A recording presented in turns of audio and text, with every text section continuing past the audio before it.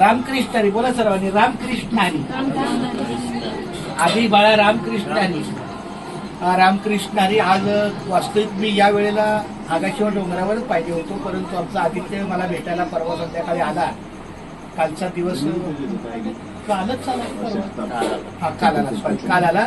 आज मात्र आम्ही वसंतगड, कोळे, विंग अशा अनेक ठिकाणची गावं बऱ्याच फिरलो. 4:30 वाजले.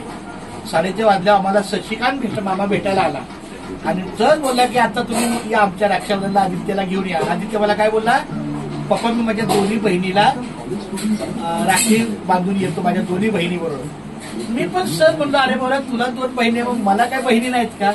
आणि का कुणास ठाऊक आज दीपोत्सव तिथे आहे, पण मला असं वाटलं ठीक आहे आतापर्यंत 2-3 दिवस सहकार्य झालं, एक दीपोत्सव चुकला तर काही हरकत नाही, पण आपलं रक्षाबंधन काय नको चुकवायला म्हणून मी त्याला घेऊन आलो.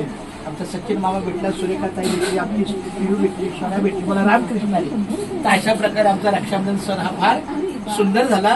आणि त्याचबरोबर आजच्या सुंदर सणाला आमचा श्रावण बाळ आमचा आदित्य आधी रामकृष्ण हरीकर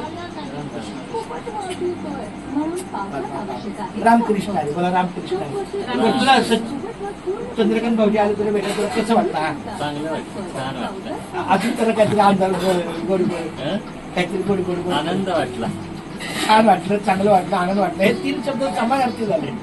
आणखी कसं वाटलं? चांगलं, खूप छान वाटलं. छान. तुला कसं वाटलं?